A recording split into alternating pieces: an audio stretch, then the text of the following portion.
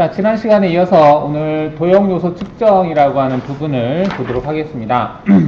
마스터캠에서 지원하는 측정 기능은 특정 도형들의 모든 정보 내용을 측정할 수 있을 뿐만 아니라 측정과 동시에 해당 도형을 수정할 수 있다라고 되어 있습니다. 이게 뭐냐면 여기서 이제 원 그리기를 체크하시고요. 여기다가 이렇게 그려봤어요. 자, 그런데 원의 굵기가 좀 가느니까 굵기를 좀 두껍게 하겠다 체크하겠습니다. 이렇게 해서 확인해 볼게요. 자, 확인했는데 내가 원의 크기 값을 입력을 안 했어요. F4 한번 눌러볼까요? F4 눌렀더니 이게 측정입니다. F4 단축키. 현재 보니까 직경이 62로 나와 있어요. 나 직경 50으로 하고 싶은데 50이라고 입력하고 엔터 치시면 바로 50으로 수정이 가능하다라는 얘기입니다. 그리고 360도다. 나는 180도만 그리고 싶은데 180도만 그릴 수 있다라는 얘기고요. 이건 이제 3D 형태의 길이값을 얘기하는 거고요. 그 다음에 여기는 각도, 시작하는 각도가 0도다, 180도다, 0도가 아니라 45도에서 시작하게 하고 싶다. 끝날 때도 90도 플러스 45도에서 끝나게 하고 싶다. 이렇게 할 수 있고요. 레벨을 바꿀 수 있습니다. 색깔도 바꿀 수 있어요. 선의 형태도 바꿀 수 있습니다. 그리고 선의 너비 값도 바꿀 수 있어요. 가늘게 할 수 있고 두껍게 할 수 있습니다. 이렇게 확인하시면 돼요. F4라고 하는 단축키 자주 씁니다. 자, 요소 속성 우리가 지금 봤던 거고요. 그다음 여기서 이제 원의 크기라든지 이렇게 바꿀 수 있다는 얘기고, 자, 위치라고 하는 게 있는데요. 위치는 이제 가령 이제 어떤 포인트인데 그 포인트가 여기 WCS 여기를 기준으로 해서 나는 이 포인트의 좌표를 알고 싶다. 그럴 수가 있어요. 어떤 위치 좌표가 뭔지. 그럴 때 특정해서 위치 얘를 찍은 다음에 이 포인트를 찍잖아요. 그럼 이 포인트의 좌표가 떠요. X 얼마, Y 얼마, Z 얼마 이렇게. 얘는 수정하는 차원은 아니고 그 위치를 파악하고자 할 때 좌표가 얼마인지 그럴 때 쓰는 거고요.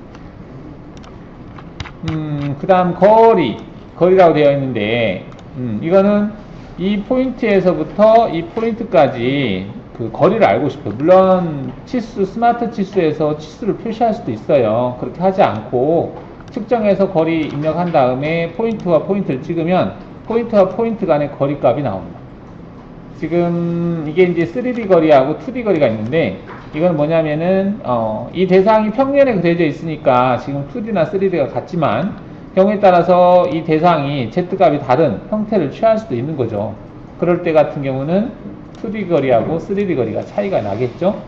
그리고 첫 번째 포인트를 기준으로 해서 두 번째 포인트의 증분값 X로 얼마, Y로 얼마, Z로 얼마 증분값을 파악할 수가 있겠습니다. 자, 면적이라고 되어 있는데 면적이면은 어떤 2D 형태로 대상을 그렸을 때 그 대상의 면적을 구하는 거. 평상시는 필요가 없는데 어쩌다가 또 필요할 때도 있을 수가 있어요. 가령 제가 여기다가 삼각형 이렇게 그렸어요. 대충. 그리고 부점선 그리기에서 연속선을 체크하고 이렇게 그렸어요. 자, 이게 그렸는데 이 대상 사이에 면적을 구하고 싶다. 소재? 크기? 그런 것도 구할 때도 필요할 것 같기도 하고, 이때 면적을 체크한 다음에 2D 면적을 체크하시고 얘를 선택을 해요. 확인하시면 이것의 그 면적이 나와요. 계산할 필요 없이 가로 곱하기 세로 한 면적 나오는 거죠. 그럴 때 또 특이한 게 이제 그 무게중심을 구할 수 있어요. 얘를 체크하면 무게중심에다가 점을 생성시켜줘요. 이게 무게중심 구하는 거. 이런 거야 당연히 대각선에서 무게중심 찾으면 되겠지. 그런데 얘 같은 경우는 좀 다를 수 있죠. 얘 같은 경우는 무게중심이 어딘지 알고 싶을 때 찍으면 얘가 이제 무게중심 기준점이 된다. 이렇게 보시면 되겠죠. 여기가 기준으로 해서 무게중심이 된다. 그 다음 면적 최적에서 곡면 면적도 있는데요. 곡면 면적은 이제 특정한 곡면을 만들었을 때 면을 찍으면 그 곡면의 면적을 구할 수 있고, 솔리드 속성도 마찬가지입니다. 솔리드 형상을 만들었을 때 그 솔리드의 중심점이 어딘지 그런 거 측정할 때, 또는 부피가 얼마인지 측정할 때 사용을 합니다. 자, 체인이다 되어 있는데요. 체인은 연속된 도형, 연속된 선, 이것을 이제 체인이라고 하는데, 그 체인의 어떤 끊어졌는지 또는 틈새가 얼마나 됐는지 그걸 측정한다는 얘기인데 거의 쓸 일이 없어요. 간혹 이제 뭐냐면 얘를 두고 반전시켜서 나머지 지워볼게요. 이렇게 이제 대상이 있어요. 근데 얘를 가지고 Shift 버튼 누른 상태에서 얘를 클릭하면 한 번에 선택이 돼요. 그죠? 이거는 이제 다 연결이 되어 있기 때문에 이렇게 되는 거거든요. 근데 경우에 따라서 이 두 개의 그 끝에서 한 100분의 5 정도가 잘라져 있다. 그럴 수도 있는 거거든요. 자, 잘라볼게요. 트림에서 여기 보시면, 여기다가, 마이너스 0.05, 0.05를 넣고요. 여기 찍었어요.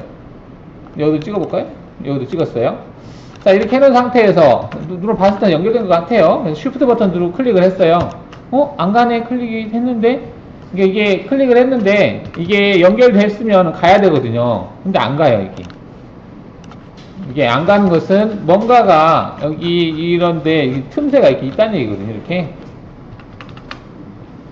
자동 배열 해보면, 그럼 이런 걸 알아내는 방법은 우리가 처음에 그리기에서 직선 점에서 끝점이라고 하는 게 있었어요. 끝점 위치.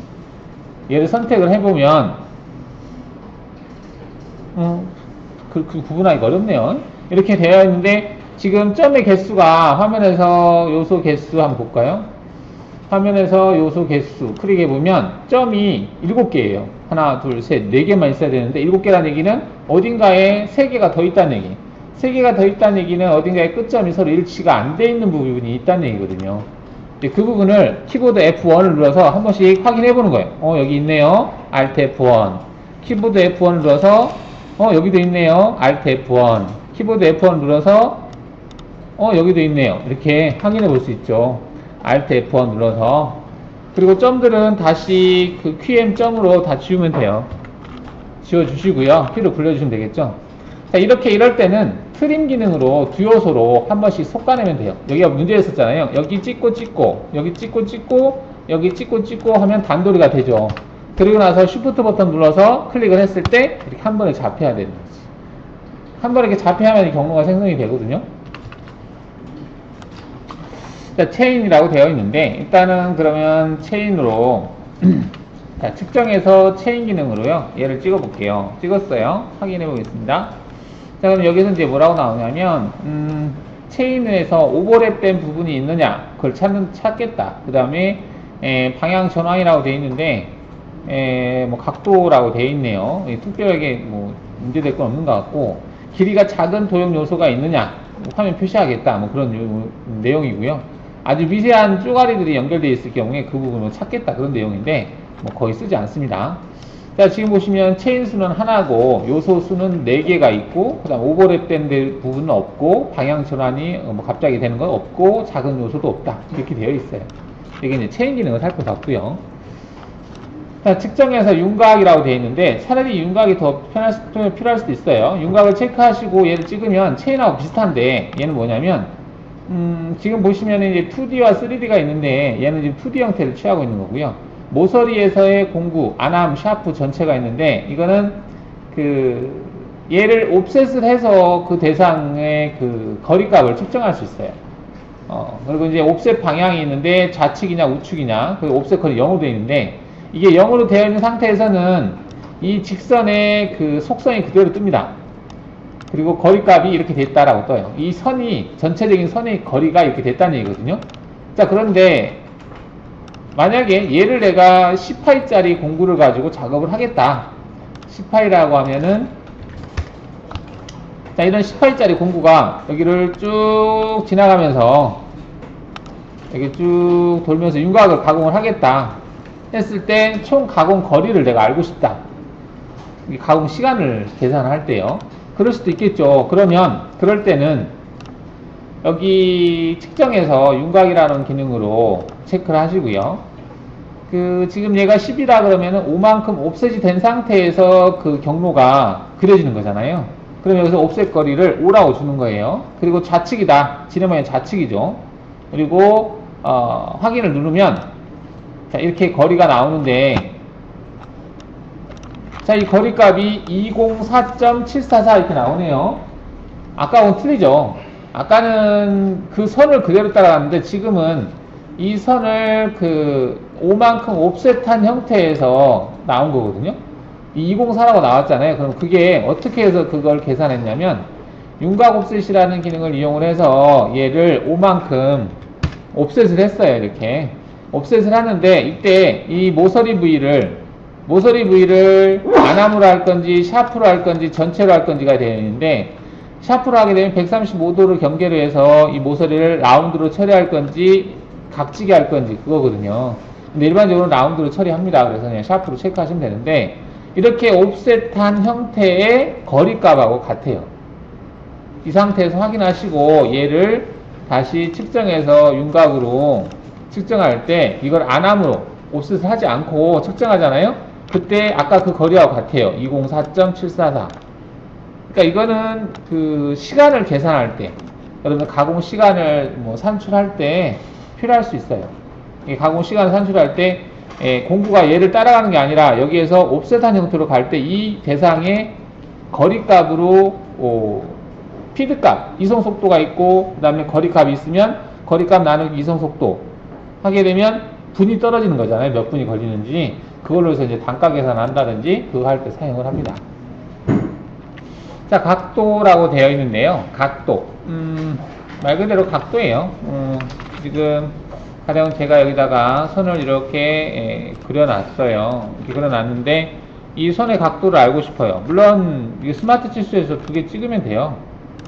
35.5도네 이렇게 할 수 있거든요. 근데 이 각도를 측정할 때 각도라는 메뉴를 이용을 해서 두 개의 직선이다 그러면 두 개의 직선을 이렇게 찍으면 각도값이 나온다는 얘기예요. 35.536. 이거는 지금 35.5로 나오는 이유는 소수점 두 자리에서 반올림 해라 이렇게 되어 있거든요. 기본이. 그래서 이렇게 잘라진 거고요. 이거는 이제 소수점 그 이하까지 더 표시를 하고 싶다 그러면 표시할 수 있습니다. 그건 자릿수를 바꿔주면 돼요. 이건 이제 보각은 이제 반대 각도가 되겠죠? 반대 각도가 보각이 144도? 두 개를 더하면 180도가 되나? 그런가 보네요. 이 각도 보각이라고 하는 게 반대 개념이구나. 아무튼 이렇게 나오네요. 그리고 세 점이라고 체크를 하고 찍었을 때는 하나, 둘, 셋 찍어볼까요? 이렇게 하면 각도가 나온다는 얘기예요. 세 점을 찍어서 뭐 이건 작업 평면이고 3D 되어 있는데 뭐 상관없고요. 이렇게 해서 각도를 알아볼 수 있습니다. 다이나믹이라고 되어 있네요. 마우스 다이나믹 기능을 이용해서 특정 도형의 임의 위치에 대한 좌표값, 반경 또는 곡률 등을 측정하는 기능이다. 이거는 이제 다른 거에서는 잘 안 쓰는데요. 이게 어느 때 쓰냐면 가령 솔리드 그리기에서 솔리드 기본 도형에서 원뿔을 한번 만들어 볼게요. 이렇게 해서 대충 이렇게 올려 볼게요. 솔리드로 만들어 볼까? 이렇게 렌더링해서 보면 이렇게 만들었거든요. 자, 만들었는데 내가 이 면의 각도를 알고 싶어요. 경사 각도를 어떻게 할까? 그럴 때 써요. 측정해서 다이나믹이라고 하는 걸 선택한 다음에 이 면을 찍고 이렇게 움직이잖아요. 그러면 지금 이 화살표가 보이는데 이 화살표가 이 면에 대해서 법선 방향으로 가르쳐지고 있거든요. 이 면에 대해서 법선이라고 하는 것은 수직으로 향한다는 얘기예요. 수직으로 향하면서 그 면의 각도를 알려줘요. 지금 보시면 면의 각도가 22.331 이렇게 돼 있죠. 이 각도가 22.331가 돼 있다니, 경사 각도가, 면의 각도가. 이거 알아낼 때. 그 다음에 이제 그 곡률 반경도 알 수 있는데요. 여기 보시면 반경이 나와 있죠. 이 화살표가 있는 위치에서의 반경값, 위로 올라가서 반경이 없죠. 밑으로 들어갈수록 반경이 커지죠. 이렇게. 그런 것들을 알아낼 때 써요. 3차원 도형의 어떤 코너, 모서리의 R값 같은 거 알아낼 때 사용을 합니다. 뭐 데이터베이스 번호 이렇게 되어 있는데, 이거는 이제 대상 도형마다 고유한 그 번호가 있어요. 우리가 이제 주민등록증 번호가 있듯이. 그래서 그걸 뭐 알아내는 건데 굳이 알 필요 없을 것 같고요. 그 다음에 곡면 솔리드 검사라고 되어 있는데 곡면 테스트 되어 있는데, 이거는 이제 3차원에서 필요한 내용인데 외부에서 IGS 파일이 넘어왔어요. 근데 그 IGS 파일을 가지고 경로를 생성하려고 했더니 경로가 막 뒤죽박죽이 되더라. 그거는 이제 면이 갑작스럽게 이제 그 노멀 방향이 바뀌거나 또는 아주 미세한 면이 있거나 또는 어떤 부분이 이제 그 면이 없는 그런 그 면이 있거나 이랬을 때 이제 경로를 생성할 때 좀 문제가 될 수 있거든요. 그래서 그럴 때는 IDS 파일로 가져왔을 때는 한 번쯤 꼭 곡면 테스트를 거쳐서 얘를 거쳐서 그냥 테스트만 하는 게 아니라 문제되는 건 지가 자동으로 치유를 해요. 그래서 수정을 해주거든요. 해주고 나서 경로를 생성하는 게 좋고요. 솔리드 체크도 마찬가지입니다. 솔리드를 외부에서 솔리드를 가져왔는데 마캠에서 솔리드를 만든 다음에 마캠에서 경로를 생성하면 문제가 안 되는데 카티아나 솔리드나 유지나 이런 데서 어떤 작업을 하고 나서 그거를 파일을 가져왔을 때 이제 그 모델링을 하는 사람이 이제 정상적인 방법으로 하면 모르겠지만 짜집기를 막 이것저것 막 짜집기를 해서 면 같은 게 막 꼬이거나 이런 어떤 불규칙한 면이 넘어왔을 경우에 그걸 가지고 경로를 생성할 때 경로가 좀 이상하게 생성되는 경우도 있어요. 그럴 경우에 얘네들 체크를 하는 겁니다. 육안으로는 잘 구분이 안 돼요. 근데 얘네들이 문제가 있다 없다를 판단해 줍니다. 그럴 때 사용하시면 되겠어요. 자, 그럼 설정이라고 되어 있는데요. 설정은 저희가 지금 환경 설정을 전혀 안 한 상태에서 작업을 하고 있어요. 그러다 보니까 마음에 안 드는 부분들이 있거든요. 가령 지금 대상들이 있는데 반전식을 다 지워볼게요. 다 지웠어요. 등각 보기 하면 이렇게 되어 있습니다. 자, 이렇게 됐는데 저는 바탕화면을 파란 색깔을 잘 쓰지 않거든요. 그래서 바탕화면 색깔 좀 바꾸고 싶어요. 그리고 왼쪽에 보시면은 가공 경로 부분에 기계가 지금 선택이 안 된 상태예요. 그러니까 얘는 디자인이라고 이름이 붙어 있어요. 여기 보시면 디자인이라고 되어 있죠. 디자인. 근데 디자인이 아니라 보통은 이제 MCT에서 사용을 하기 때문에 이게 밀로 되어 있어야 되거든요. 이렇게 머신 센터에 쓰기 때문에 바로 처음 시작하자마자 머신 형태가 밀로 선택이 된 상태에서 시작하면 좋거든요. 그게 선택이 되면 여기에 밀에 있는 목록이 쭉 떠 있거든요. 근데 지금 얘가 없어요. 없기 때문에 얘를 가지고 머신센터 프로그램을 짜려면은 이 머신 형태를 클릭해서 밀 해서 기본값 얘를 클릭해줘야만이 얘가 떠요. 이렇게. 그래서 한 번 더 하려니까 귀찮다. 이렇게 되는 거죠. 그리고 선택을 했을 때 지금 밀 디폴트 mm이라고 하는 기계 설정으로 되어 있거든요. 물론 이제 이거 쓰셔도 되고요. 3엑시스, 3축을 써도 되고 그렇습니다. 근데 이제 문제는 3축을 썼을 때 이제 부가축 기능이 안 되기 때문에 그냥 디폴트로 쓰는 걸로 하죠. 자, 그러면 이러한 것들이 내가 불편한 점들, 이런 것들을 세팅을 맞추는 거예요. 처음 기본값은 이렇게 되어 있는데, 앞으로 이제 내가 계속 쓸 거면은 설정을 맞춰놓고 내게 편하게 맞추려고 할 때, 그럴 때 쓰는 게 설정입니다. 설정에서 환경 설정을 클릭하시면 여기 메뉴들이 있어요. 이 메뉴들 설명을 할 테니까 나중에 여러분들 설치하시고 나서 이 환경 설정을 가지고 보면서 내가 필요한 부분은 여러분들 수정을 해주시면 되겠습니다. 자, 그럼 보겠습니다. 맨 밑에 화면 설정부터 볼게요. 화면 설정에 보시면은 여기에 그래픽 지원, GDI, OpenGL 기본값 이렇게 되어 있는데요. 자, 여기서는 여러분들이 체크할 부분이 뭐냐면 X6 같은 경우는 저사양이 있기 때문에 상관이 별로 없는데 이 부분을 체크해 보시면 하드웨어 가속 사용 안함이라고 되어 있는 게 있어요. 이거는 요즘 윈도우 10으로 얘가 업그레이드 하면서 그래픽도 지가 업그레이드를 해버려요. 그러다 보니까 실제 있는 그래픽 카드에 있는 거하고 얘가 잘 호환이 안 맞을 경우에는 내가 선을 이렇게 그렸는데 선이 안 보이는 경우 현상이 나타날 수 있어요. 그럴 때는 가속기 성능을 꺼버리겠다 체크하면 보입니다. 그럴 때 씁니다. 많이 쓰는 건 아니고 각각 그 PC가 좀 특성을 타는 PC들이 있을 수 있어요. 그 다음에 다이나믹 회전할 때 그 보여주는 개수라고 되어 있는데 가령 이제 오토캐드 파일을 내가 불러왔는데 오토캐드의 그 파일 요소들이 막 몇만 개, 10만 개 막 이게 된 요소들을 불러왔는데 내가 움직이려고 하니까 화면이 사라져 버린다. 그거는 얘가 다이나믹으로 움직였을 때 표시할 수 있는 개수가 10,000개거든요. 근데 그 10,000개보다 요소가 더 많았을 경우에는 화면을 표시 안 해주는 거예요. 그래서 이걸 제한을 두는 이유가 10,000개라는 개수가 다이나믹으로 계속해서 실시간으로 이렇게 움직이는 것을 표시하면 컴퓨터가 버벅거려요. 그래서 그 제한을 두는 겁니다. 그래서 기본값이 되어 있으니까 그냥 하시고 가공 경로 에러 메시지 레포트 화면과 로그 파일 에러가 났을 때 보여주겠다 그런 내용이고요. 자, 여기서 MRU 조건이라고 되어 있는데 MRU라고 하는 것은 내가 최근에 사용했던 기능들 이게 이제 MRU죠. 오른쪽에 보시면은 여기 되어 있는 거 최근에 사용했던 아이콘들을 보여주는 거 Most Recently Used라고 하는 게 MRU잖아요. 그 MRU를 표시할 수 있는 개수가 10개다. 보통 20개까지 보여지거든요. 그래서 보통은 20개를 사용합니다. 20개. 그 다음에 여기서 MRU 데이터 필드에 기억할 수치의 수는 얼마냐. 이건 뭐냐면 내가 어떤 값을 넣을 때 그 값에 가만히 있으면 기존에 예전에 썼던 값들을 기억하고 있어요. 그 값을 4개까지 기억하고 있겠다. 드롭다운 메뉴바에서 MRU 사용하겠다. 뭐 그런 내용이고 그다음 마우스 중간 버튼을 사용을 할 때 마우스 중간 버튼을 누르고 움직였을 때 그걸 회전 기능으로 쓸 거냐 이동 기능으로 쓸 거냐예요. 근데 여러분들이 이제 만약에 내가 오토캐드처럼 쓰겠다 그러면은 얘를 체크하시면 됩니다. 얘를 체크하고 하게 되면 가운데 버튼 눌렀을 때 얘가 펜 기능이 돼요. 이동 기능이 돼요. 그리고 회전을 시키고 싶으면 Alt키를 누르고 하면 회전 기능이 됩니다. 근데 이걸 설정해서 내가 기본 값은 회전으로 되어 있거든요. 회전으로 되어 있는 상태에서는 아무것도 누르지 않고 가운데 버튼 누르고 움직이잖아요. 그럼 회전이에요. 그리고 만약에 이동을 시키고 싶다 그러면 Alt키를 누르고 하면 이동이 됩니다. 그래서 여러분들이 어떤 게 입맛에 맞느냐에 따라서 유지나 파워밀, 그 다음 솔리드웍 이런 것들은 다 가운데 버튼 누르면 회전 기능으로 되어 있어요. 근데 오토캐드는 가운데 버튼 눌렀을 때 이동 기능으로 되어 있죠. 그래서 여러분들 편한 거를 사용하시면 되겠습니다.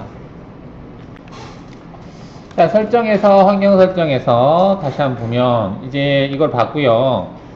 회전이 이제 편한 사람도 있고 이동이 편한 사람도 있습니다. 그래서 저는 그냥 기본값 회전으로 해놓겠습니다. 자, 여기서 와이어만 설정이다 정지 정보 등록 기호 표시 연결 절단 기호 표시 뭐 되어 있는데 이거는 냅두고요. 자, 오른쪽에 보시면은 도형 정보 화면 표시라고 하는 게 있어요. 이 도형 정보 화면 표시라고 하는 게 뭐냐면 우리가 F9를 눌렀을 때 보이는 거예요. 이거 클릭하면 이게 보이죠? F9를 눌렀을 때 보였다 안 보였다 하는 거 그걸 도형 정보라고 하거든요. 이게 꺼졌죠? 다시 하면 보이죠? 그 다음 여기 이제 XY, Z축 화면 표시라고 하는 걸 체크를 해하고 이제 꺼버리는 거죠. 끄면 뭐가 안 보이죠? 밑에 보면 XY가. 다시 켜볼게요. 이거 다시 움직이면 이거 보이죠? 이게 이제 그래픽 좌표 뭐 어쩌고도 보이는 것이 있는데, 그리고 이제 WCS 얘도 꺼버리면 이 가운데에 있는 얘가 안 보여요. 보이네. 얘 둘 다 끄고 확인해 볼게요. 확인하면 안 보이죠, 이렇게. 즉, 우리가 Alt F9를 눌렀을 때 보였다 안 보였다 하는 거 있죠. 이게 WCS를 보였다 안 보였다 하는 거고요. 그냥 F9를 누르면 얘가 보였다 안 보였다 하는 거예요. 이게. 설정해서, 그런데 이제 XY축 화면 표시 하면은 이제 얘를 했을 때는 밑에 얘네들이 보인다. 그 다음에 모의가공 숨김 뭐 되어 있고, 큰 버튼, 다이나믹 회전 시 자유 모드 사용이라 되어 있는데, 이걸 체크하는 게 더 자연스러워요. 이거 체크했을 때 안 했을 때 약간 차이가 나요. 비교를 해볼까? 이거 체크하고 확인해 볼게요. 확인하고 여기다 도형 하나를 그리기 위해서 아까처럼 그려볼게요.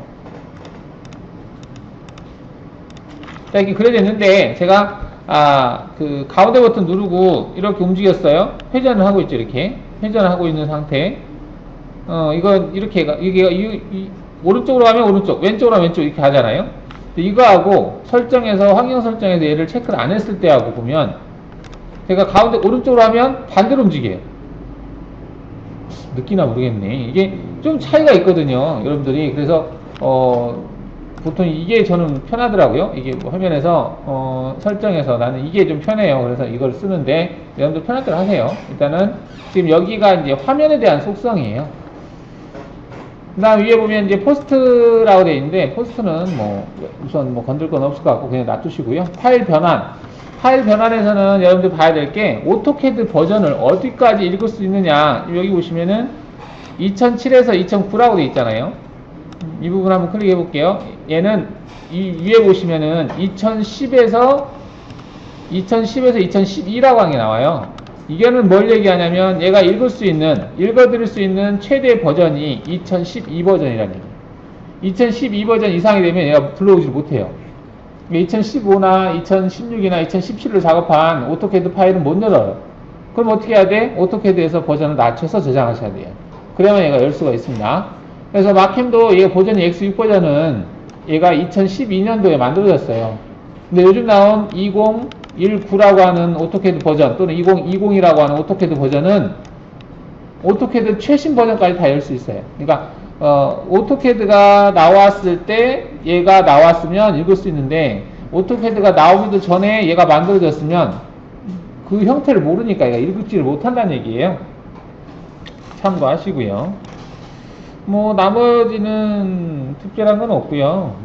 됐고, 그다음 파일에는 지금 마캠에서 사용하는 파일들이 어디에 하고 지금 어디에 저장되고 어떻게 연결되어 있는지 이런 것들을 나타내거든요. 여기서 특별히 여러분들이 알 건 없을 것 같은데 이제 밀링 공구 목록이라고 하는 것이 있어요. 이건 이제 밀링 공구 목록이 지금 밀 언더바 mm 툴스라고 되어 있는데, 이게 위치가 어디냐 뭐 이런 거 알고자 할 때는 얘를 체크해 보면 얘가 이 경로에 있다는 얘기예요. 이런 것들을 체크해 볼 때 뭐 사용하시면 되겠고, 치수 기입과 노트라고 되어 있는데, 이건 내가 치수를 표시할 때 아까 우리가 소수점 한 자릿수까지 보여준다고 그랬잖아요. 근데 얘를 한 자리가 아니라 두 자리로 바꾸면 소수점 두 자리까지 표현이 돼요. 지금 여기 보시면은 이게 소수점 두 자리까지 보이잖아요.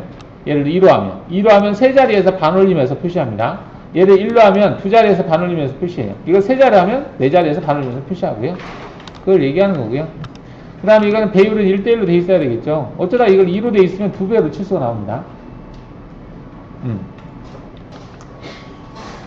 자, 그래서 이제 치수 표시할 때 여기 옆에 플러스를 눌러주시면 이게 확장이 되는데요. 여기서 이제 치수 표시할 때 아까 자릿수가 좀 쓰이고요. 이게 보면 소수점 뒤에 0표기라고 하는 게 있는데요. 우리가 이제 10이면은 10을 10.00 또는 10 어떻게 할 거냐, 이거를 체크를 해놓으면은 여기 소수점에 0을 표시하거든요.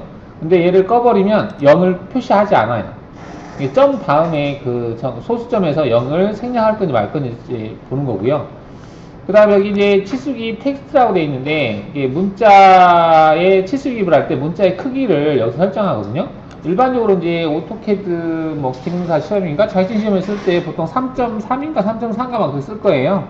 3.5로 해주시면 될 것 같아요. 그런 거 비슷하게 쓰려면. 그 다음에 이제 노트 테스트. 이거 노트하고 치수하고 좀 차이가 있거든요. 노트는 이제 주소문 같은 거 표시할 때 쓰는 거죠. 치수는 이제 치수를 표시할 때 쓰는 거고. 그래서 얘도 똑같이 3.5로 할게요. 그 다음에 치수선, 치수 보조선이라고 되어 있는데, 여기서 화살표의 형태가 우리가 이제 치수를 표시할 때 화살표가 이렇게 표시되거든요, 지금. 근데 여기를 삼각형의 채우기를 체크하면 이렇게 표시가 돼요. 그리고 이 크기가 일반적으로 저는 3하고 1로 주거든요. 근데 여러분 편할 대로 하십시오. 화살표 크기를 설정하는 거니까. 노트도 마찬가지로 채우기를 해서 3하고 1로 저는 써요. 근데 여러분들은 뭐 표시할 때는 표시 편할 대로 하시면 되겠고. 그 다음에 측정은 이제 자릿수를 몇 자릿수까지 할 거냐인데요. 이게 1, 2, 3이라고 되어 있으니까 세 자리 같은데, 이걸 뭐 자릿수를 바꿀 수 있습니다. 내가 뭐 자릿수 크게 하고 싶다, 측정을 할 때 자릿수를 크게 해주시면 소수점 뭐 5자리까지 6자리까지 치수를 표현할 수 있습니다. 체인 작업에서는 여러분들이 특별하게 없는데, 이제 저는 이제 윈도우 시작선 묶기가 좀 귀찮을 때가 있어요. 윈도우로 어떤 걸 잡았을 때 대상을 선택할 때 어디서부터 대상을 찾아가겠느냐 물어보는 거거든요. 근데 저는 귀찮아서 끕니다. 여러분들 편할 대로 하시면 되겠고. 그 다음 인쇄 작업은 뭐 딱히 특별한 거 없고, 와이어 경로 이것도 특별한 거 없고, 시작 종료라고 하는 부분에서 조금 더 좀 특이한 게 있는데, 여러분들 이제 시작할 때 내가 머신 센터로만 쓰겠다라고 한다면은 밀링으로 하시면 되겠고요. 내가 선반용으로 쓰겠다 하면 선반 하시면 되고, 그 다음에 기본값은 디자인으로 되어 있는데, 디자인으로 되어 있을 때는 기계 타입이 지정이 안 된 상태예요. 그래서 기계 타입을 지정을 해줘야 되거든요. 근데 보통은 이제 밀링으로 쓰기 때문에 밀링으로 하겠습니다. 그 다음에 에디터라고 하는 게 있어요. 이 에디터라고 하는 것은 포스트를 수정하거나 또는 NC 코드를 생성했을 때 보여지는 프로그램인데, 이게 마스터캠으로 되어 있으면 이제 기본값이 마스터캠인데, 저는 이걸 심코를 잘 쓰거든요. 그래서 이걸 심코라고 선택하면 되는데, 자, 심코를 선택했을 때 선택하고 확인해 볼게요. 그 다음 확인한 다음에 제가 이제 여기다가 경로를 간단하게 한번 생성해 보겠습니다. 이게 하고 나서 가공 경로에서 윤곽 가공으로 얘를 체크하고요. 일단 확인해 볼게요. 경로가 생성이 됐죠. 근데 이 경로를 G코드를 출력을 해 볼게요. 오픈쓰기 체크하고 G코드를 출력하면 코드가 출력되는데, 이게 이제 심코라는 프로그램으로 출력된 거예요. 이게 이제 심코라는 프로그램이고, 아까 마스터캠으로 되어 있으면 이게 이제 마캠으로 출력이 되거든요. 근데 마캠은 저는 별로 이렇게 마음에 안 들더라고요. 그래서 저는 심코를 쓰는데, 마캠으로 해놓고 나서 오픈쓰기 체크하고 하면 이게 마캠이에요. 이 마캠에서 제공하는 그 프로그램이거든요. 그래서 이제 저는 심코를 쓰는데, 문제는 여기서 심코를 선택하면 심코 데모 버전으로 실행해요. 데모 버전이라고 하는 것은 뭐냐면 아주 기본 기능만 가지고 있는 심코예요. 지금 보시면 이제 이게 여기는 이게 데모 버전이라서 경로를 확인하는 기능이 없어요. 이게 백플롯이라는 메뉴가 없어요. 이거는 여기 오른쪽 어디에 보시면 데모라고 떠 있어요. 이거는 라이센스 투 마스터캠 X2 커스터 뭐 와이드 뭐 어쩌고 돼 있어요. 이게 마스터캠에 기본적으로 탑재를 하기 위해서 기본 기능만 가지고 있는 거예요. 그래도 얘는 DNC 전송이 됩니다. 트랜지션에서 샌드 누르면 전송이 돼요.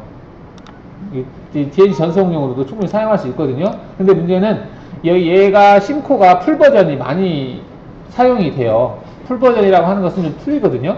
자, 그래서 그 풀 버전을 설치를 해서 마캠하고 연동을 좀 시켜 보려고 합니다. 그걸 하려면은 여러분들이 심코 풀 버전이 있어야 돼요. 버전이. 근데 제가 여기다가 넣어놨는지 모르겠네요.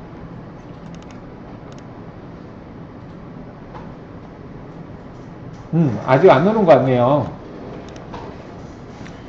그 프로그램이 여러분도 좀 없죠. 없으니까 뭐 할 일이 없기는 한데, 그죠? 일단은 설명만 듣고 제가 여기다가 심코 프로그램을 넣어놓을게요. 넣어놓을 테니까 여러분들이 나중에 설치를 하시면 되겠죠.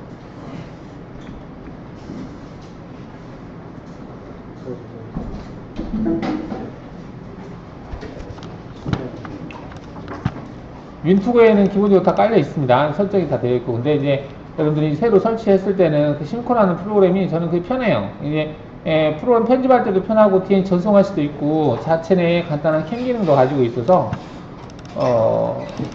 여기에다가 심코 프로그램을 뭐 넣어놓겠습니다. 심코가 8버전으로 넣어놓을게요. 이제 8버전이 좀 최신 버전인데 심코 8버전을 여기다 넣어놓을 테니까 나중에 여러분 시간 되실 때 가져가시고요.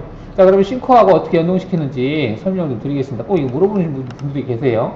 얘를 더블 클릭했을 때 앞쪽을 푸시고요.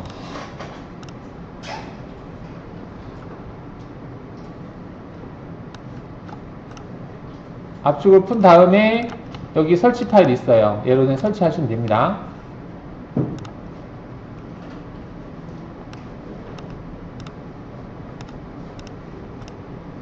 타입을 선택하고 설치 간단해요. 간단하고 크랙하는 것도 간단합니다. 이 크랙이라는 폴더가 있는데 여기 파일 두 개가 있어요. 이 두 개를 기존에 있는 거에다가 덮었으면 돼요.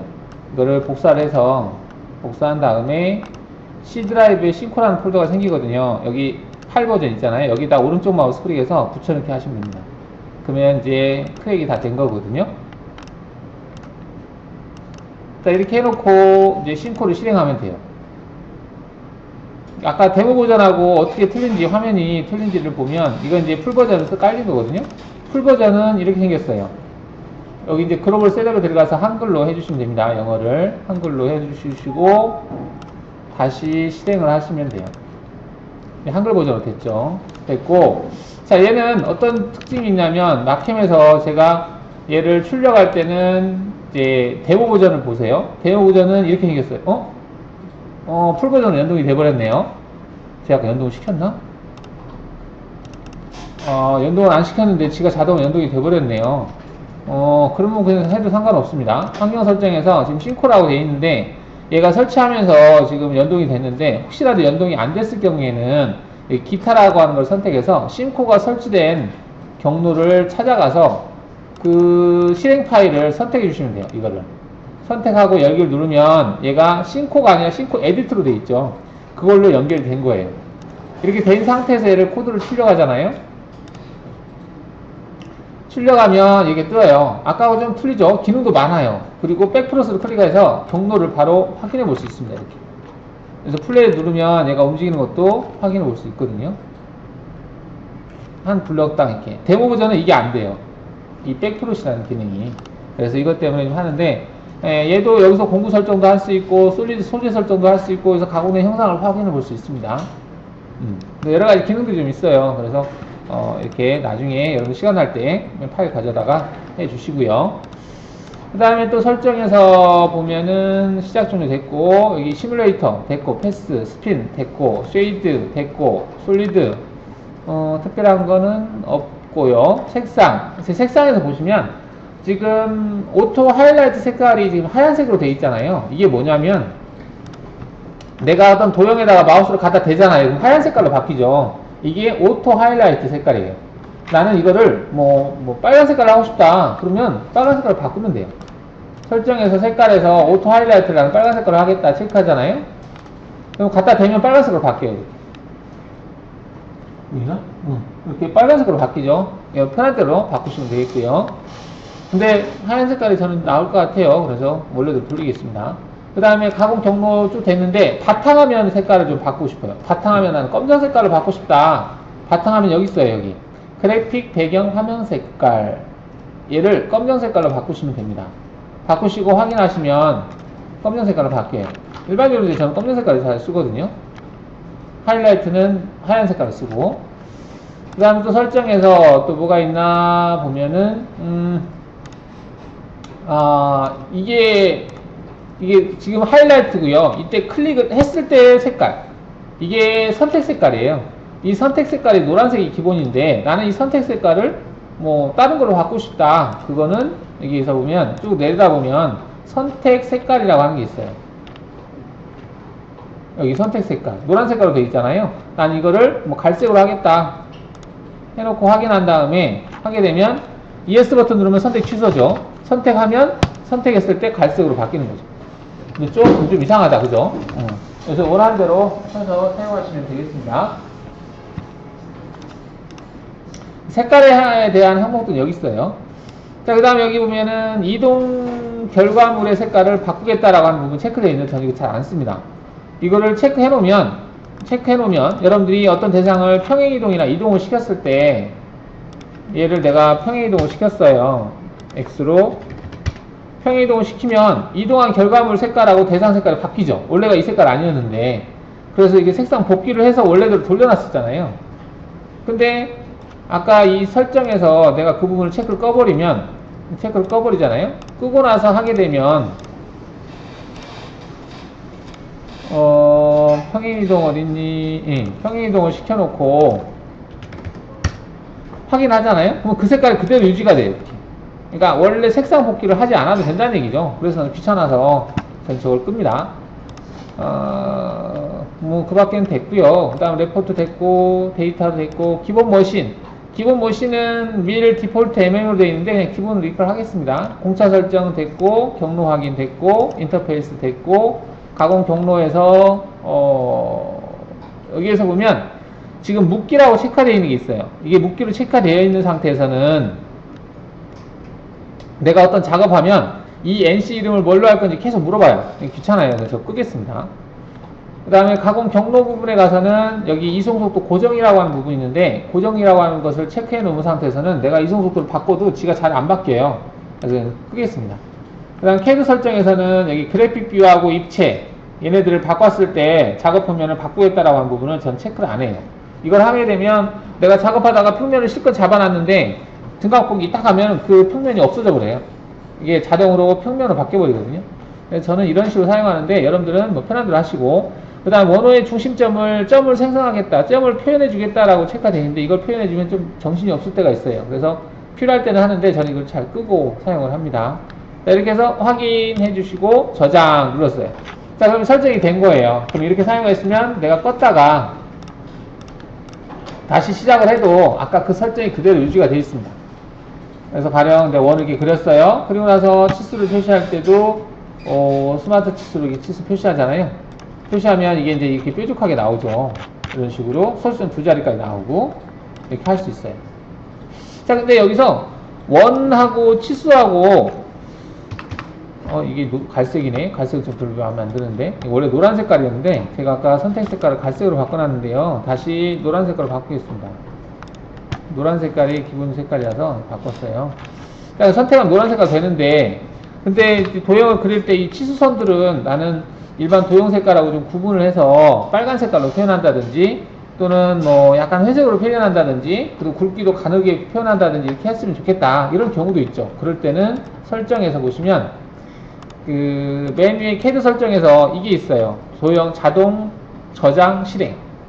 이건 뭐냐면 설정을 눌러보시면 그 노트에 해당하는 부분, 이게 노트에 해당하는 부분이거든요. 얘는 이제 색깔만, 레벨은 체크하지 마세요. 레벨 체크하면 얘 노트는 무조건 1번 레벨로 저장이 되는 거거든요. 얘네들은 나는 색깔을 약간 회색 계열로 하겠다, 이렇게 체크를 해놓는 거예요. 7번 선의 굵기는 다 가는 선. 도형들도 여러분들이 지정하면 되는데 도형을 그냥 놔두고 치수에 해당하는 것만 가는 선으로 표현하겠다라고 이렇게 체크하고 확인하잖아요. 그러면은 이 밑에를 잘 보시면 여기를 보시면은요, 이 속성에서 이게 색깔이 빨간 색깔이 아니잖아요. 근데 얘를 누르잖아요. 그럼 이게 빨간 색깔로 바뀌어요. 보세요. 얘를 눌러볼게요. 바뀌죠, 이렇게. 자, 이렇게 바뀐 상태에서 제가 얘를 지우고 다시 한번 치수를 표시해 볼게요. 치수 표시하잖아요. 클릭하는 순간 이게 바뀌어요. 그러니까 그 원래 대상 도형 고유 색깔이 아닌 내가 아까 설정된 그 색깔로 표현이 되는 거예요. 치수선들을 일반적으로 가는 선으로 표시하잖아요. 이 정도로 해서 여러분 설정을 맞추시면 되겠고, 방금 설정한 거를 할 때마다 하려면 귀찮죠. 그래서 이 환경 설정 파일을 다른 이름으로 저장을 해서 여러분들이 사용할 수 있는데, 여러분 지금 사용하는 것은 껐다 키면 돌아갔기 때문에 이 설정 파일을 D 드라이브에다가 저장을 해 놓으세요. 여기다가 저장 눌러 놓으시면 나중에 껐다 켰을 때 지금 같은 경우는 그대로 적용이 되거든요. 근데 껐다 켰으면 그러니까 초기화가 돼요. 초기화가 되면 아까 저장했던 파일 있죠. 그 파일이 지금 D 드라이브에 저장이 되어 있는데 이거예요. 이거. 이 파일을 복사를 해서 어디에다가 붙여넣기 하면 돼요. 그 위치가 어디냐면 문서의 공유 폴더 쉐어 마켓 맥스6의 컴피그, 이게 아닌가? 여기 아니고 쉐어 마이 마켓 맥스6의 컴피그, 여기 안에 보시면 이 파일하고 똑같은 이름을 가진 것이 있어요. 이거하고 이거 똑같이 이름이, 그죠? 이걸로 바꾸시면 돼요. 그러면 그 설정값이 그대로 적용이 됩니다. 그래서 이거는 여러분들이 컴퓨터 다시 설치하거나 할 때 다시 일일이 바꾸려면 귀찮으니까 이런 것들은 백업 파일이에요. 백업했다가 나중에 쓸 때 사용하시면 되겠습니다. 일단 저는 여기다 저장을 해놨어요. 여러분들 원하는 대로 한 다음에 여기다 저장해놓고 사용하시면 되겠고, 만약에 회사에서 설치했을 때도 이대로 하고 싶다 그러면 이 파일을 가져가서 설치한 다음에 덮어쓰면 돼요. 단 버전이 같아야 돼요. 운영체제가 같아야 됩니다. 지금 윈도우 7이잖아요. 근데 내가 집에서 윈도우 10으로 설치했어. 그러면 적용이 안 돼요. 윈도우 10하고 이게 경로가 약간 차이가 나거든요. 그러다 보니까 적용을 못할 수 있습니다. 그래서 윈도우 10이다 그러면 윈도우 10에서 설정 파일을 저장한 다음에 걔를 백업해서 사용하시고, 윈도우 7이다 그러면 윈도우 7이 적용이 됩니다. 지금 이거 윈도우 7이거든요. 간혹가다 이걸 가져갔다가 집에다가 윈도우 10에다 설치한 다음에 이걸 적용했는데 적용이 안 된다 이렇게 얘기하시는 분들이 계셔서 얘기하는 거예요. 환경 설정하는 거 봤고요. 그 밖에 이제 필요한 부분들은 나중에 이제 뭐 기회가 되면 말씀드리도록 하고, 일단 커스터마이저라고 하는 게 이 사용자 정의인데요. 커스터마이저. 가령 이제 내가 아이콘을 빼거나 추가하거나 빼거나 할 수 있어요. 이게 이제 커스터마이저가 이제 사용자 원하는 툴바 아이콘들을 임의로 배치시키는 기능이다 라고 되어 있는데요. 한번 볼까요? 내가 막힌 걸 닫았구나.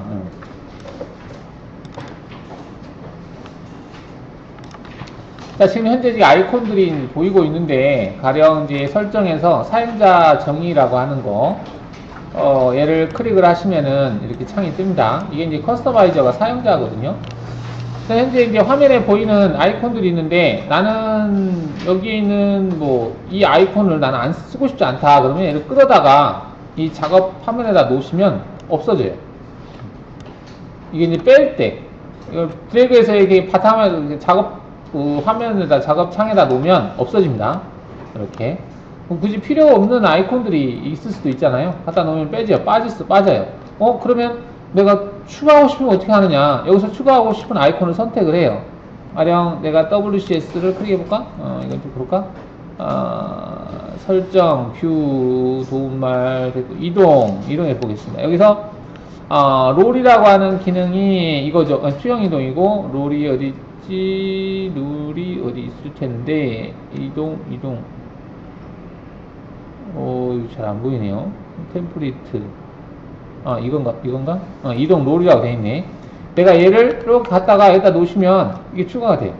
이게 위치가. 일단 얘도 투영 이동? 얘를 갖다가 여기다 놓겠다. 이렇게 놓으면 이렇게 추가가 됩니다. 확인하시면 돼요. 이게 추가가 됐죠? 여기도 마찬가지로. 이게 사용할 수 있습니다. 그 다음에 설정에서 또 커스터마이저에서 보시면 오른쪽 마우스 클릭했을 때 뜨는 메뉴가 있어요. 여기 보면 오른쪽 마우스를 클릭했을 때 뜨는 메뉴들이거든요. 오른쪽 마우스에다가 나도 특정한 기능을 추가하고 싶다. 가령 두 점선 그리기를 오른쪽 마우스 클릭하면 보이게 하고 싶다. 그러면 여기서 도형에서 보면 두 점선 그리기가 이거 있거든요. 얘를 갖다가 여기다 놓으면 돼요. 누르면 두 점선 그리기가 추가됩니다. 그 다음 평행선 그리기도 추가하고 싶다 누르면 추가가 돼요. 이렇게. 거기다가 이제 그 분리선이라고 되어 있는데, 분리선을 추가하고 싶다 그러면, 분리선이 추가가 돼요. 어딘가? 여긴가? 분리선 표시. 분리선도 표시가 되던데, 드롭다운 메뉴 추가, 메뉴 삭제 이렇게 되어 있는데, 자, 이렇게 해서 확인하시고 나서 다시 오른쪽 마우스 클릭해 볼게요. 그러면, 이렇게 평행선 그리기, 두 점선 그리기가 추가됐죠.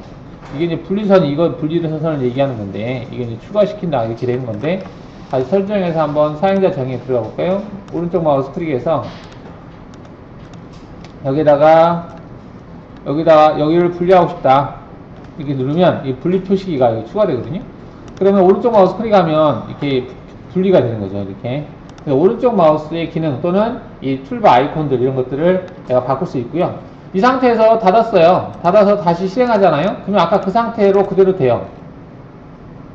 이게 아까 이게 저장한 대로 되잖아요. 근데 나는 이게 아니라 처음에 기본으로 했던 그 아이콘이 더 마음에 든다. 이거는 별로 이렇게 마음에 안 든다. 그랬을 때는 다시 되돌릴 수 있어요. 여기서 빈 공간에서 오른쪽 마우스 클릭한 다음에 툴바 상태 로드에서 우리가 지금 처음에 쓰고 있는 게 디자인이라고 하는 툴바 배열이거든요.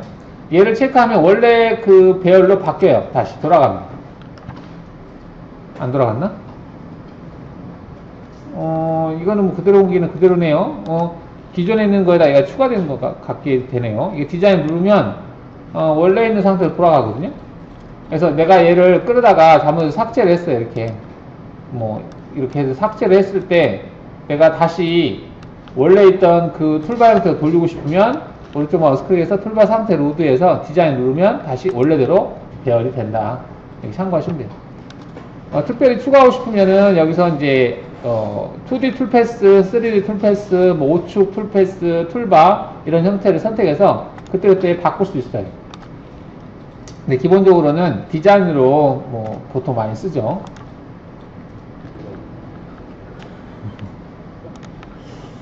자, 커스터마이즈 하면 키매핑이라고 되어 있는데 이건 단축키를 지정하는 거예요. 단축키라고 하면은 여러분들 이제 보통 뭘 오토캐드를 사용했던 분들 같은 경우는 내가 이제 두 점선을 그릴 때 L을 누르고 하면 두 점선 그리기가 되고 C를 누르면 원이 그려지고 막 이렇게 하잖아요. O를 옵셋이 되고 막 이런 거 하잖아요. 근데 이제 마캠은 기본적으로는 그게 안 돼요. 일단 아이콘을 크게 해야 되고 또는 이제 그리기에서 뭐 직선, 두 점선 이렇게 해야 되거든요. 근데 여기 보시면은 이 글자 앞에 보면 하나씩 영문자로 되어 있는 거 있어요. 이게 단축키 같은 거거든요. 그래서 그럼 얘를 위에 있는 이 메뉴들을 내가 쓰고 싶다 그러면은 Alt키를 누르면 저 메뉴에 가서 커서가 생겨요. 생기죠? 이때 내가 그리기를 하고 싶으면 C를 누르면 돼요. 그 다음에 내가 직선을 그리고 싶으면 L을 누르면 되고요. L이 어디지? L을 딱 누르잖아요. 직선 그리기가 되고 그 다음에 E를 누르면 두 점선 그리기가 되는 거예요. 이렇게. 그럼 두 점선 그리기가 되는 거거든요. 이렇게. 근데 나는 이렇게 야 이거 귀찮다. 이렇게 쓰는 것도 귀찮다. 그냥 단축키 하나만 누르면 바로 두 점선 그리기가 됐으면 좋겠다. 그럴 때 얘를 쓰면 됩니다. 단축키 설정을 눌러서 여기서 보시면 이제 명령어에 보시면 도형에서 일반적으로 두 점선을 많이 쓰니까 도형 클릭을 하면 두 점선이라고 있거든요. 근데 단축키가 없어요. 지정이 안 돼 있죠. 그럼 여기에다가 내가 Shift를 누르고 L을 딱 눌러요. 그러면 Shift L이 단축키로 하겠다 이 말이에요. 꺼져버렸네.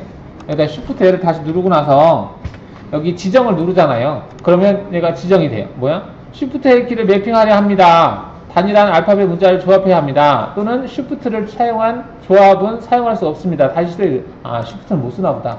그럼 여기다가 Ctrl L 눌러볼게요. Ctrl L 누르고 지정을 누르잖아요. 그럼 쓸 수 있네요. 이렇게. 그러면 Ctrl L을 누르면 이게 두 점선으로 된 거예요. 확인하고 제가 해볼게요. 아무것도 없는 상태에서 제가 Ctrl L을 눌렀어요. 바로 두 점선 그리기가 되죠. 두 점선 그리기 할 수 있어요. 이렇게.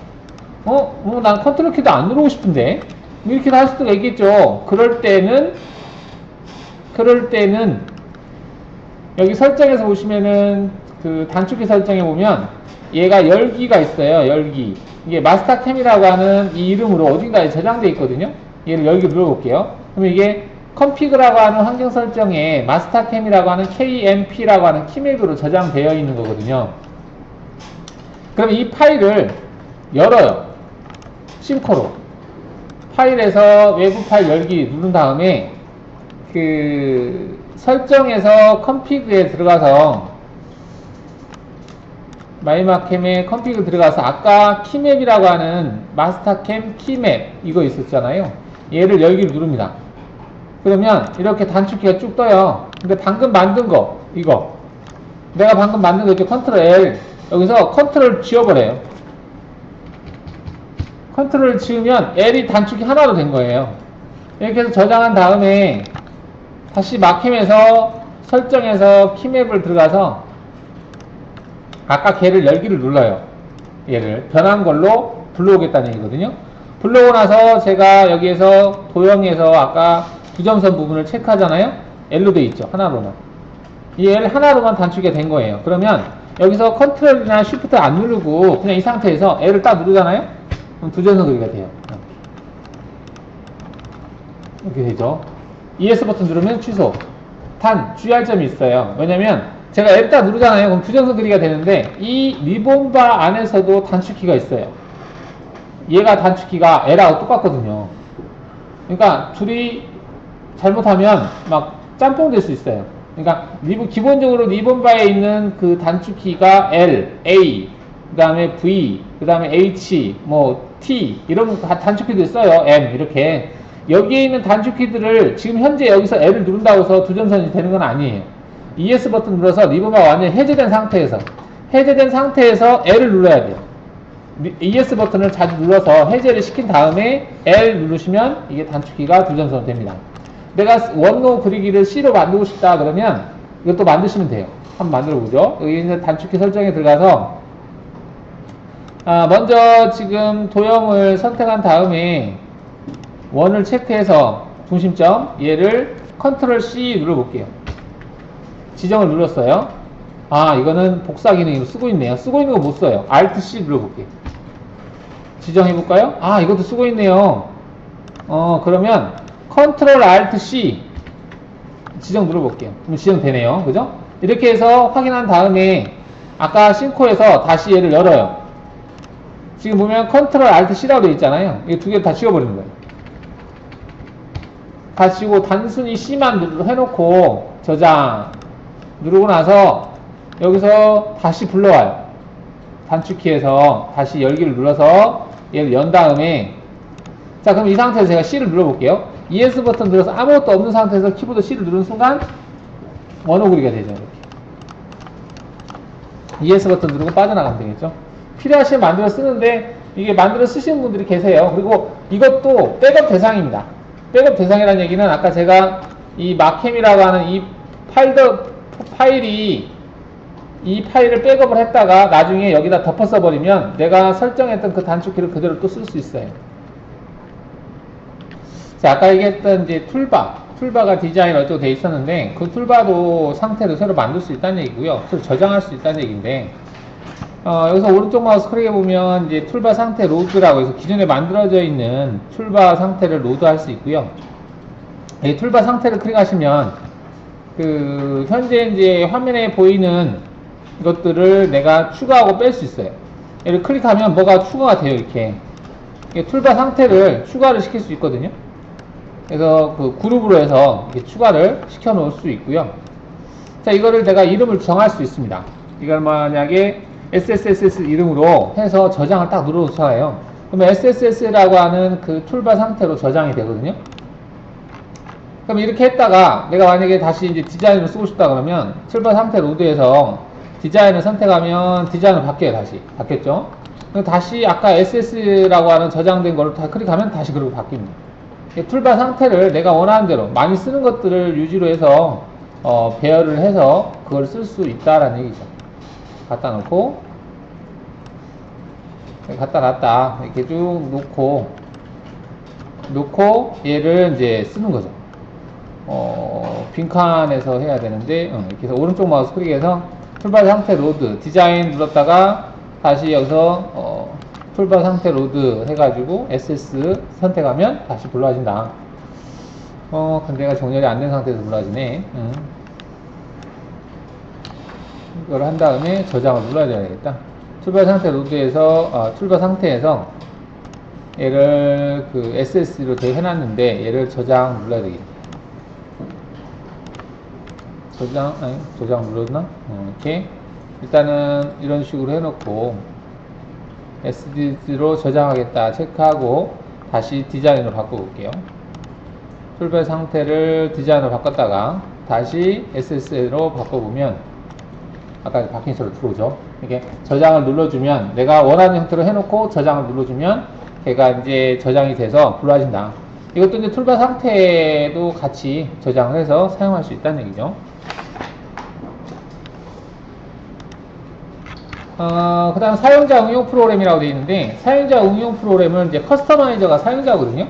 근데 응용 프로그램 훅이라고 하는 HOK라고 하는 게 있는데, 기본적으로 마캠에서는 우리가 여기 아이콘들 있죠. 이거 외에도 여러 가지 기능을 가지고 있어요.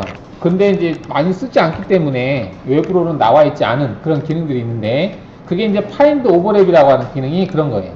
설정에서 사용자 응용 프로그램 실행을 눌러서 우리가 파인드 오버랩은 봤었죠. F 누르면 파인드 오버랩이 딱 뜨잖아요. 그래서 열기 누르면 이제 파인드 오버랩이 실행이 되는 거거든요. 자, 그러면 이제 실행할 때 이 사용자 기능을 물론 이렇게 해도 되는데 이것도 단축키로 만들 수 있어요. 그러니까 파인드 오버랩은 좀 많이 쓰는 그 기능이거든요. 그래서 파인드 오버랩이라고 하는 기능이 있는데, 여기 파인드 오버랩을 여기 F를 눌러보시면 이게 뜨죠. 이 기능을 나는 여기서 열기를 눌러서 이 기능을 실행하지 않고 단축키화해서 쓰고 싶다. 그럴 때는 설정에서 아까 단축키 설정에서 보면 뭐가 있었냐면 단축키가 아니고 일단은 설정에서 사용자 정의에서 여기서 마스터캠 커스터마이저라고 하는 게 있어요. CU 얘를 클릭해 보시면 다 없어요. 왜 이렇게 돼 있지? 이미지가 없는 거예요. 이미지를 안 만든 거거든요. 마우스로 쭉 움직이다 보면 그 파인드 오버랩이라고 하는 게 떠요. 영문으로. 이게 여기 있네요. 파인드 오버랩. 이걸 끌어다가 이렇게 갖다 놔요. 그럼 이게 파인드 오버랩이 되거든요. 이제 아이콘 모양은 지금 안 바뀌어져 있는데 이게 파인드 오버랩이에요. 그래서 얘를 클릭하잖아요. 그럼 바로 파인드 오버랩 기능이 돼요. 중복 요소를 선택하고 뜨죠. 근데 이게 이제 좀 구분이 안 돼서 그러는데, 자, 그러면 이 파인드 오버랩도 단축키를 만들 수 있지 않을까?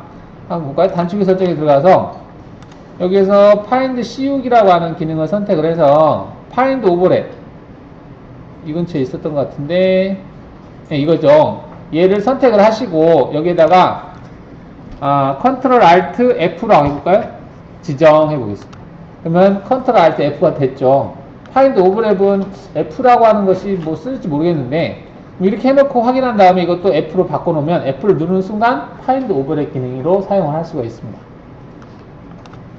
그 다음에 또 사용자 기능에서 또 많이 쓰는 게 포스트 업데이트라고 하는 기능을 또 많이 써요. 포스트 업데이트는 P를 눌러보시면 여기 포스트 업데이트 업데이트 포스트구나. U를 눌러야 되겠다. U를 누르면 업데이트 포스트라고 하는 DLL 파일이 있거든요. 얘는 뭐냐면 이전 버전에서 사용했던, 즉 9.1 버전이나 X2나 X3이나 X4나 이런 버전에서 썼던 그 포스트를 X6에서 쓰고자 할 때, 이전 버전의 포스트를 바로 쓸 수는 없거든요. 그렇게 할 때 얘를 눌러서 업데이트 포스트라고 하는 기능을 실행을 해서 이전 버전의 포스트를 쭉 있죠. 이전 버전 포스트를 선택을 해서 걔를 현재 내가 사용할 수 있는 버전으로 업데이트하는 기능입니다. 뭐 일반적으로 이제 사용자 응용 프로그램에서 그렇게 쓰시면 되겠고, 여기서 램 세이버라고 하는데, 램 세이버는 내가 하다가 좀 버벅거리거나 할 때 메모리를 좀 정리하는 기능. 매크로는 뭐 됐고, 선택 검증도 됐고, 이제 머신 정의 관리자하고 컨트롤 정의 관리자가 있는데, 이것도 특별한 경우가 아니면 여러분 쓸 일은 없어요. 자, 이 정도로 해서 설정을 끝내겠습니다. 자, 일단 이제 이렇게 해서 가공 경로로 넘어가겠습니다.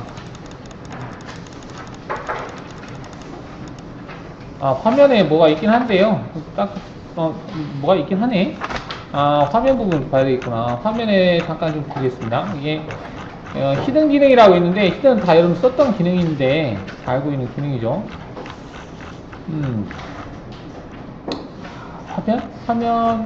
화면이라고 그 뭐가 있는데, 화면 별로 중요하지 않은 내용 같기도 한데, 블랭크, 언블랭크. 블랭크, 언블랭크는 제가 설명을 드렸던 것 같긴 한데, 그죠? 색상 복귀. 이거는 이동을 했을 때 빨간 색깔하고 보라 색깔로 표현되는 것을 복귀시키는 거고, 화면 요소 개수는 현재 화면에 존재하는 요소 개수를 확인할 때 쓰는 거고요. 블랭크라고 하는 건 숨기는 거죠. 이게 내가 여기다가 원을 이렇게 그렸는데, 그 다음에 직선을 이렇게 그렸어요. 그렸는데, 내가 직선을 숨기고 싶다. 그러면, 정신없네, 아이콘이. 이게 아이콘을 다시 디자인으로 바꾸고, 여기서 QM 직선을 선택한 다음에 내가 직선을 블랭크 하겠다. 숨기겠다는 얘기죠. 숨겨주죠. 그러면서 다시 불러보려면, 언블랭크. 블랭크의 반대니까, 언블랭크 눌러서 얘네들 원하는 걸 선택하고 엔터를 치면 걔가 불러와지는 거죠. 이게 블랭크하고 언블랭크입니다. 히든하고 이거는 다 뭐 알고 있는 내용이고, 그리드 설정은 이제 화면을 격자 표시로 표현하는 거거든요. 여기다 표시를 체크하고 확인 눌러보시면 이렇게 떠요. 잘 안 보이는데, 이 격자가 뭘 의미하느냐, 내가 이게 그 대상을 그릴 때 이 격자를 따라가면서 대상을 그리거나 할 때 필요한데요. 거의 잘 쓰지 않습니다. 단축키는 Alt-G예요. Alt-G를 눌러서 표시를 꺼버리면 다시 꺼집니다.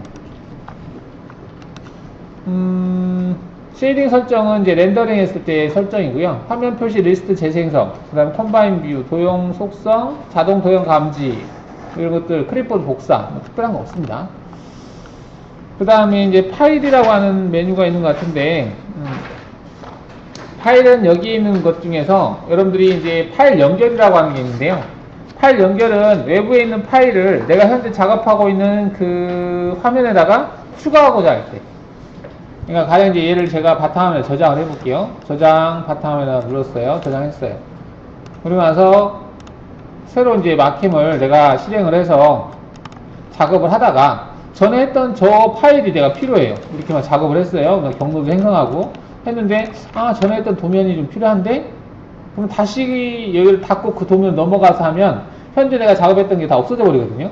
그러면 현재 작업했던 거에다가 기존에 예전에 했던 것을 불러오는 거예요.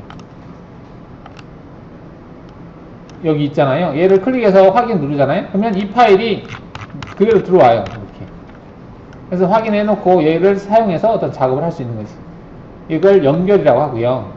그 다음에 또 연결하고 좀 비슷한 반대 개념이 부분 저장이라고 하는 게 있어요. 부분 저장은 현재 이 파일을 저장하면 얘네들 전체가 다 저장이 되거든요. 경로도 마찬가지 다. 근데 나는 이 원만 저장하고 싶다.